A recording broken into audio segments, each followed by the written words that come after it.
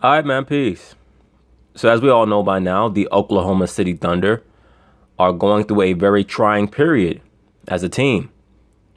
One of their main acquisitions in the offseason was Carmelo Anthony, and recently he is starting to come under greater scrutiny. Of course, they're going to talk about it. I'm going to chime in. LeBron is crazy glue. Everything works with him. Westbrook's just crazy. Here's the reality. So LeBron James gets fossil Dwayne Wade. D. Rose now is in Mexico somewhere. He gets Jay Crowder, and they're on a 9-game winning streak. Westbrook gets a Hall of Famer, Paul George. Every time I watch them, Steven Adams better, and they're 2-9 on the road. Look, let me say this quickly about the OKC Thunder. I'm not really surprised that they're struggling right now. I knew that they would not coalesce very well. They would not come together very well because of the type of players that they have. But they will be a problem in the playoffs because of their overall talent and their physicality. That's assuming that they make the playoffs, which I'm going to assume right now. But I'm not surprised at their struggles because they don't play in a style that's conducive to amalgamating different styles. Their coach seems to be very intimidated by the players that he has, and they have a lot of me first ball players. But if and when they do make the playoffs, they're going to be a serious problem. I know what Russell Westbrook is. Struggles to play with others. There's one.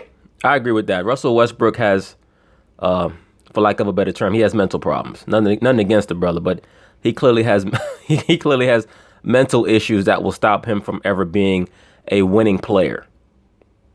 He's one of those guys who thinks just go harder, try harder, try harder. And yeah, you could try harder, but if you're not utilizing the right tactics or have the correct outlook, it's not really going to benefit you. You're just going to use a lot of energy. One guy whose resume won't take a hard foul isn't a dog. It's Carmelo Anthony. Carmelo Anthony needs to go to the bench or to another city.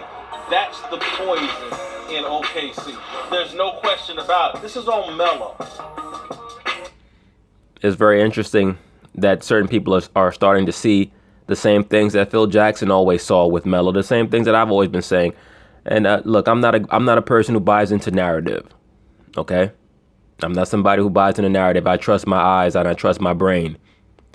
Carmelo Anthony's always been somebody who, in my view, was overrated. At one time, at his peak, he was a great streak scorer. He was never a great player, ever. The best time, the most successful time period that he had as a member of the Denver Nuggets was when he had a great point guard there, Chauncey Billups. The best time period that he had with the Knicks was when he had a great point guard there, that being Jason Kidd. What does that tell you? That tells you that Carmelo's not a leader. Okay? So, therefore, he has to understand that he has to take a subservient role on a championship level team. All right, welcome back. Jason McIntyre is here now, joined by NBA champ, our friend Steven Jackson. Let's move to Oklahoma City. This is the enigma of the league, where pretty clear the OK's three of Westbrook, Paul George, and Melo, not exactly a match made in heaven. Even after getting stomped by the Magic the other night, Melo doesn't seem to think that much needs to change. Do you think there's any need to do something big? Do you think like a lineup change or anything significant? No, hell no. No, not at all. I mean, we're fine, man. It's just like I said, it's on us to figure out how we're going to be, consistent. Look, let me say this about Carmelo Anthony, and there's no disrespect to the brother. He seems like a good, relatively good guy. Of course, I don't know him, so you don't really know how people are until you know them personally. But his demeanor, he comes off as a person who's relatively decent.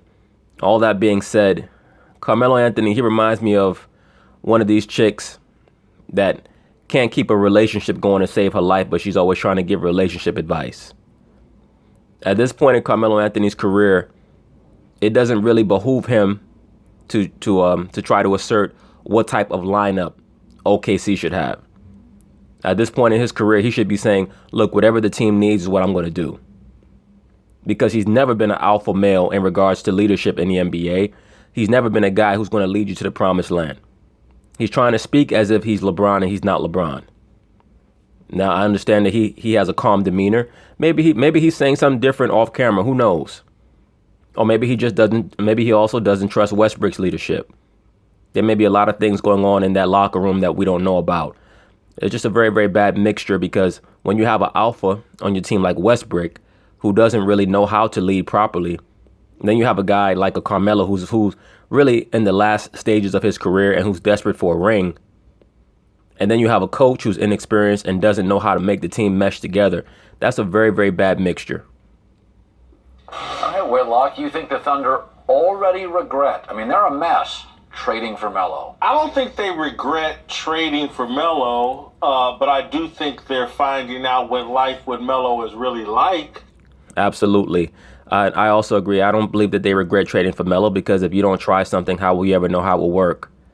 Prior to Melo getting there, they already knew that they were not a championship level team, so they had nothing to lose by trading for him.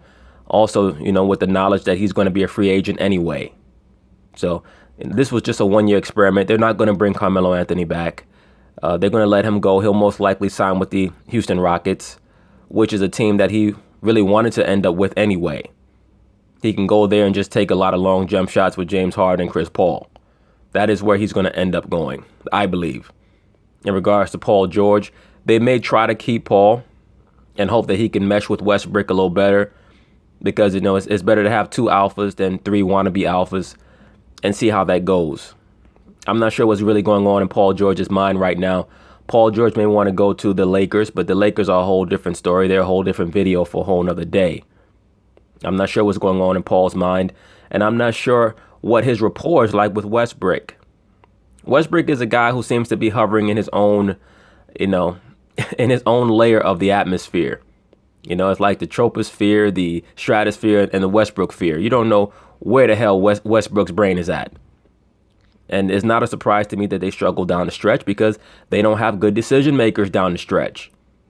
When you have a guy in Paul George who's never hit a game winner in his career, but supposedly he's a top 10 player. You have a guy in Carmelo Anthony who's never been successful really in the playoffs. And then you have a guy in Westbrook who's known for being a nut job. Why is it a surprise that they don't play well down the stretch? It's not a surprise to me. And they regret the fact that they're not in position to force this dude to the bench and make him the leader of the second unit.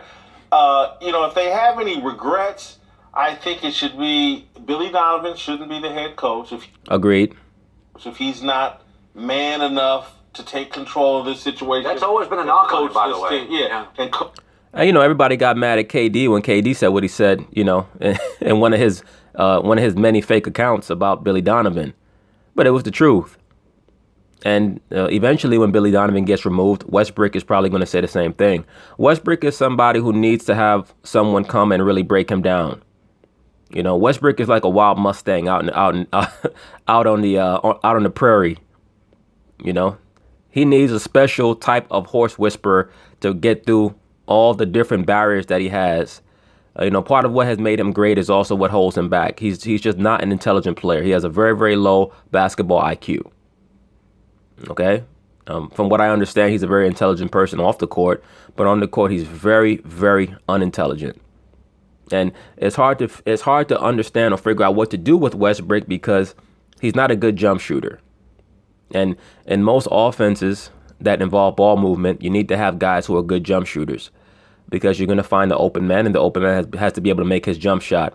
Westbrook is not good off the ball. He's just not. So, he's a tweener. He's a guy who really wants to be a shooting guard, but he's so talented he can play the point guard position. So to me, Westbrook is just this generation's Allen Iverson. He's a guy who's going to be, people are going to look back at his career and say, oh man, he was so great. He was so athletic. He was so this, he was so that, but he's never going to win anything. And you have guys like that in every generation. Back in the 80s, it was Dominique. Then you had Allen Iverson. Now you got Westbrook. Guys who are just super talented, but they just don't have that it factor to win. And coach this team, Melo shouldn't be starting for this team. It messes up the flow. It's too many ball stoppers with a third. He's the third ball stopper in that lineup. He should come off the bench. His ego. They're 8-12. They're the biggest disappointment in the league right now. They need to figure out if they can let Melo wear that damn hoodie out on the court. Because all I saw all off season was the nigga running around with a damn hoodie on while he was playing basketball. And from the highlights I saw with him playing them pickup games, he's making every shot. Now all of a sudden he got the hoodie off, he can't play. Like Samson without the hair. Look, man. All jokes aside, I like Melo, but Melo is a guy who, to me, he has a very antiquated game. For brothers who remember in the '90s, Melo's game reminds me a lot of Glenn Big Dog Robinson. He likes to take a lot of long mid-range jump shots. That's pretty much all he can do. He's not a good passer. He's a terrible defender. He's not a good rebounder. He doesn't have a high basketball IQ. Basically Melo's a guy who's gonna come out every game and take about 18 to 19 20-foot jumpers. And if he makes them, he makes them. If he doesn't, he doesn't. And he does not bring anything else to the game. He's gonna make the Hall of Fame because of the fact that he's put up so many. He's accrued such a high amount of statistical numbers that will justify him going to the Hall of Fame. But to me, he's not a great player. Never has been. I did not even want the Knicks to trade for him. I didn't think he was worth all that. They gave up so much, and they could have got him in the offseason. And he's acting like it's preposterous for anybody to be talking about lineup changes. That's ridiculous. By the way, you ever met a 40, 50-year-old guy? He's witty, he's well-dressed, he's successful, and he's single. And you're like, why? No, and what would that be? You've told me why. Well, why would that be? I'm set in my ways. Okay, or you're selfish. Okay, yeah. you've told me that. Yeah. Sometimes that's the case. Sometimes a lot of these guys out here just don't want to be bothered with bitches anymore. But the analogy is pretty good. Keep going. Yeah. You ever see a 6'9" forward going to go to the Hall of Fame and nobody can figure out why he can win? It's the same reason. He's set in his ways. Well, I agree with that. But also, Carmelo has never had a coach. Just to continue the analogy, sometimes you have guys that age 50 years old, 45 years old, and they're not in a relationship with a female because they've never met a female who, in their mind, has made them want to change their ways. I think that one of the reasons why Carmelo was so upset with Phil Jackson was he wanted Phil Jackson to be that guy to make him change his ways. And I think that Phil Jackson is Phil Jackson is like that dude who looks at a broad and says, you know what, you just a hoe, and you're always gonna be a hoe, and there's nothing that I can do to change you. And you got some hoes that are so delusional that they see a real man and they try to tell themselves that they'll change their ways for that man. And certain men are so experienced and so wise and have so much insight that they'll say, bitch, please. We all know you're a hoe. You're always going to be a hoe. And that was Phil Jackson's view of Melo. Phil Jackson looked at Melo and said, nigga, you're a black hole. You've been playing the same way for 11 years. You're not going to change. You're not going to fool me. If I had my druthers, I'd trade you. But this idiot that owns the team will not let me trade you, so I have to try to act like I want to build around you. That's all. Melo wanted Phil Jackson to coach him. He didn't want him to be up in the front office. But Phil Jackson didn't want to be bothered with Melo because he knows that Melo is not a guy who's going to lead you to championships. Phil didn't like Kobe, but he understood that Kobe had the skill set and the drive that Phil understood that there were certain parts and components of Kobe's brain that he could tap into to recalibrate Kobe into making him a championship level player. With Melo, he understands Melo does not have the ability to recalibrate himself to make himself a championship level player. He just doesn't. And Phil wasn't going to waste his time on Melo. It's like one of those movies that you watch about a martial arts master who, some kid begs him to teach him, and then he teaches him, and then he wins the tournament or whatever. Phil Jackson was like that guy who told the kid who walked into the dojo, no, you're not good enough. Goodbye. And this is what happens. Melo is just going to be who Melo is. To him, it's preposterous to make a lineup change. He laughs at it. Everywhere Melo goes, and now he's not in good shape. He hasn't been in good shape for years. I agree. When I look at Melo's face, he looks like a fat bastard. Now, sometimes it can be deceiving, Sometimes certain people's body type, they might just they might just be fatty around their neck and around their face, and they might be in shape. But Melo, to me, I agree with Colin. He's just not somebody who's in good shape. He has very, very slow feet, very poor reaction time. He's never going to be a good defender. Years. And now he's sort of beaten down. And now he's delusional because he got $100 million or north of that in the bank. I've said this about Melo. There was a moment in time when you could have tweaked him. But man, he's not listening to anybody right now. He's Melo. He's a Hall of Famer. He's got his money. And winning's not that important. And I also think that, when he first started in Denver with George Karl tried to quote unquote tweak him, and Melo would not allow himself to be tweaked by George Karl. So all those things I think go into the package of Melo. He will be a Hall of Famer, but Melo he's just not a championship level player. If he's fortunate, he'll land on a team where he can win a championship. Hopefully it won't be a cheap championship like a Gary Payton, like the one Gary Payton won with Miami. Hopefully he'll be he can go on a team where he can win a championship and be considered an integral participant in that team winning a championship. But as a leader, absolutely not. Melo has to be the third wheel on a championship level team. And LeBron tried to get him to be a part of that Miami triumvirate.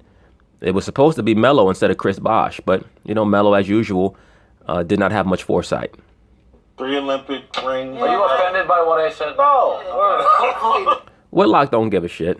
Look, certain guys, no, not to digress, but a lot of these guys out here today, 45, 50 years old, they're fine as far as their situation. Whitlock goes to the strip club in Vegas and tricks off on bitches, and like I'm good. I don't need no bitch in my house give me a hard time. That's just him. Certain men want a relationship. Other men like him, he don't give a shit. He's not offended by what Colin said because he knows that Colin, like most so-called husbands in Western civilization, is nothing but a cuck. All right, that's all. That's all Colin is. Colin is an indentured servant who's happy to be an indentured servant. So Whitlock is like, look, if I wanted to, I could say some things about you and your wife. As a matter of fact, last time I was at your house, your wife started playing overweight lover. So I can get that ass if I wanted to, Colin. I like the idea of Melo going to the bench, but it's not how they're starting games, guys. It's how they're finishing games. They are 0-5 in close games, decided by 4 points or less. 24th in the NBA in fourth quarter scoring. They're not finishing games. They can't close. I don't know if that's a Melo problem. He's not going to like being on the bench in crunch time. Maybe Billy Donovan's the issue. I keep coming back to Russell Westbrook, guy. I agree, and I said this for a long time.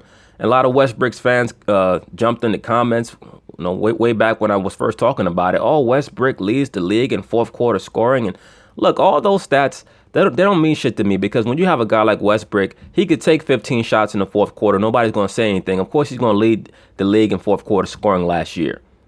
But what are his proficiency numbers?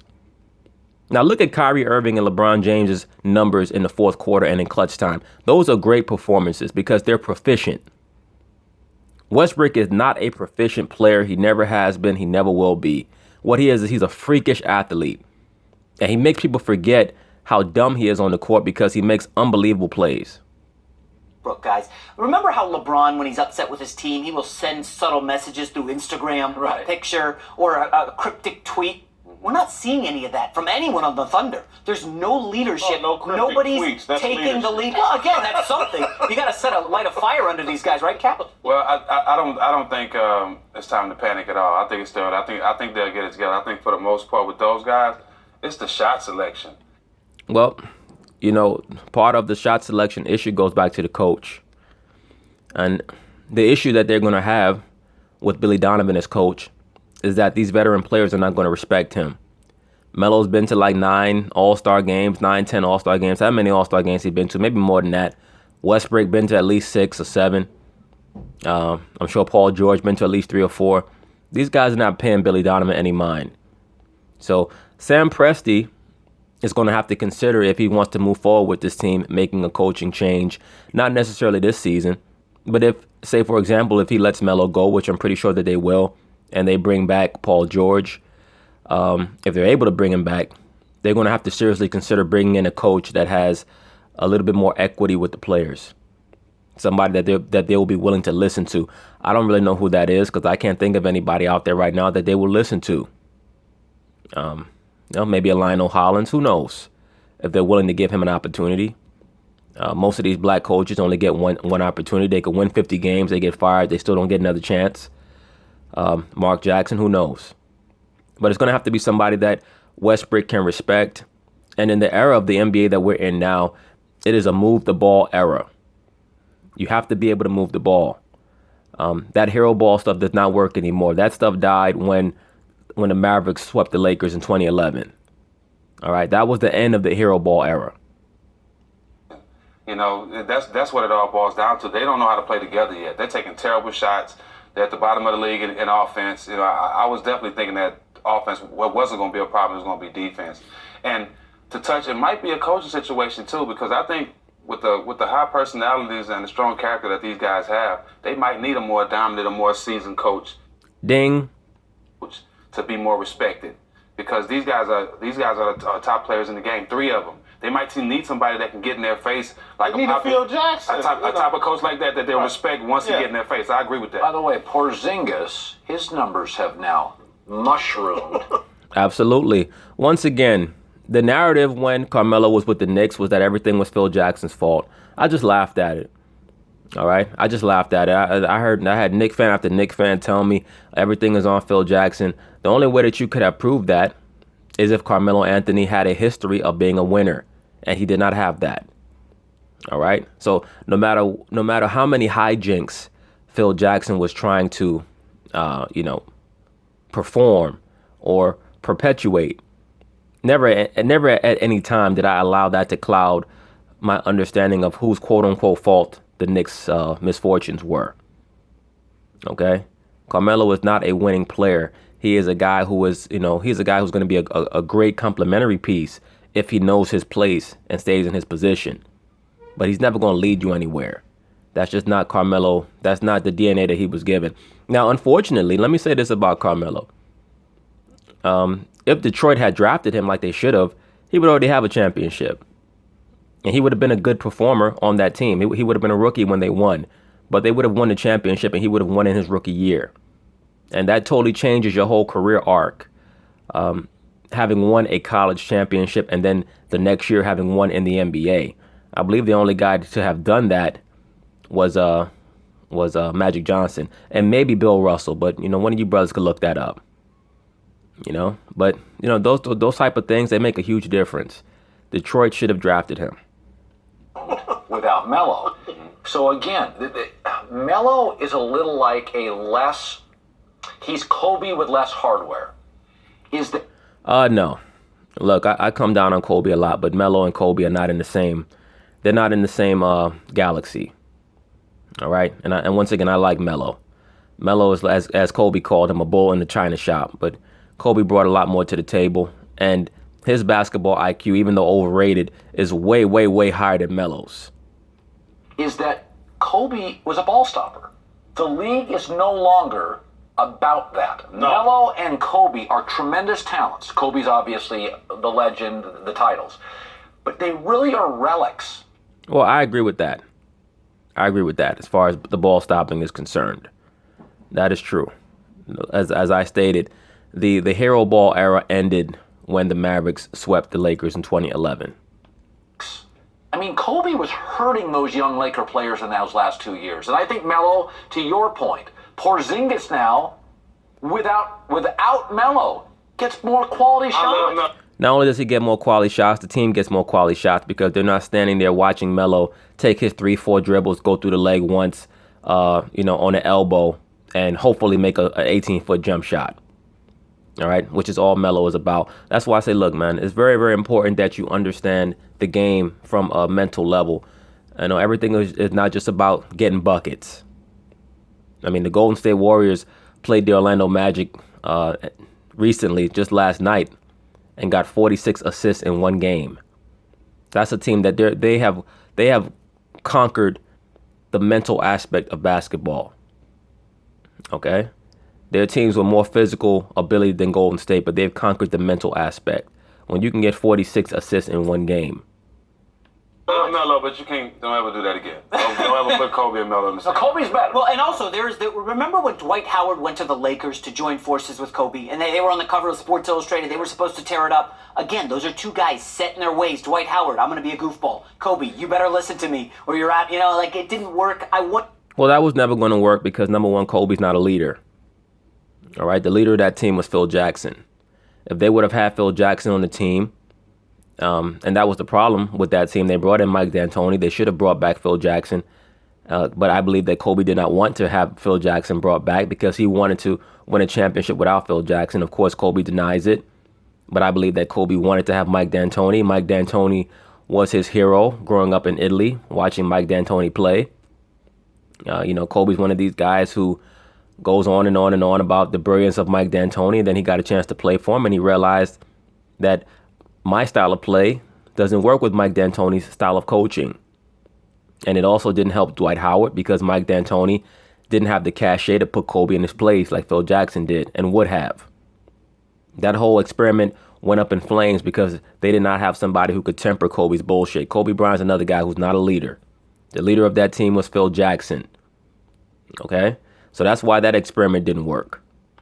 I wonder if we're seeing that with Melo and Westbrook. There's something far worse than being selfish. A lack of self-awareness. Oh, yeah. And so again, it's like if you're selfish and you're aware of it, and then you have a chance of combating it. This is where Melo has no self-awareness. He has no idea. I go look across at Dwayne Wade and the Cavaliers and their 10-game winning streak. Dwayne Wade raised his hand, let me go to the bench, let me clear up some of this. Good point. That's a great point, but you also have to understand that Dwayne Wade is a 3-time world champion. So Dwayne Wade, and I touched on this in the video that I did in regards to Dwayne Wade and what's the brother name who plays with J.R. Smith. Dwayne Wade was intelligent enough and shrewd enough to understand that J.R. Smith is a guy who has a very, very tenuous hold on reality and on his sanity. So as to not be a distraction to the team, Dwayne Wade stepped down and he decided that he was going to commandeer the second team because J.R. Smith does not have the ability to lead anyone anywhere. J.R. Smith is like a boy, a man-child, pardon me. All right, J.R. Smith, one of these guys in his own household, his wife probably has to tell him, to do his chores.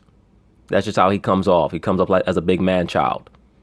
So Dwayne Wade is one of those guys who saw the forest through the trees. He's very, very secure in his legacy. He led a team to a championship. He taught LeBron how to lead. He's a 3-time champion, so it's much easier for him to step down. Carmelo Anthony is still, even at 33, trying to prove that he's a championship level player. So of course he wants to, take a lead role in his chances to win a championship. So they're in two totally different places in their life. It's about the team. He has so much confidence in himself and his own resume that he can do that. Melo, no self-awareness, looks insecure because again, when you're 8-12 and you're under the kind of pressure they are because it's a 1-year situation, his response should be, you know what, at this point, anything is an option. Anything we can do to improve this team should be on the table. Agreed. Anything. Whatever it takes. Whatever it takes. He doesn't have self-awareness. Again, there's nothing wrong with having flaws. But at a certain age, and he's 33, You gotta own him. You gotta be aware of Right. and start combating him. That's my problem with Carmelo Anthony. Well, I agree. And that's part of the reason why Carmelo's most likely never going to win a championship unless he is just lucky enough to fall into one. But once again, I just wanted to make this video because, time reveals all things. And people were coming down so hard on Phil Jackson. And I'm not saying that Phil Jackson was necessarily a great GM, but he did draft Porzingis. He did draft Nicolina. So Phil Jackson knew what he was doing. At no point did I ever buy into this nonsense that the game passed Phil Jackson by. Phil Jackson is a basketball genius in regards to his ability to see and understand the game. There's only so many ways to skin a cat. Yes, the league right now is much more 3-point oriented, but he still understood the game and he understands players. And he understood that Carmelo Anthony is not a championship level player. I don't believe that Carmelo has alpha male traits because if he did, he would not have allowed his wife to make him stay on the team for all those years to follow, to try to help her with her bullshit D-list actress career. He would have been left and had her ass follow behind him. All right. But anyway, peace.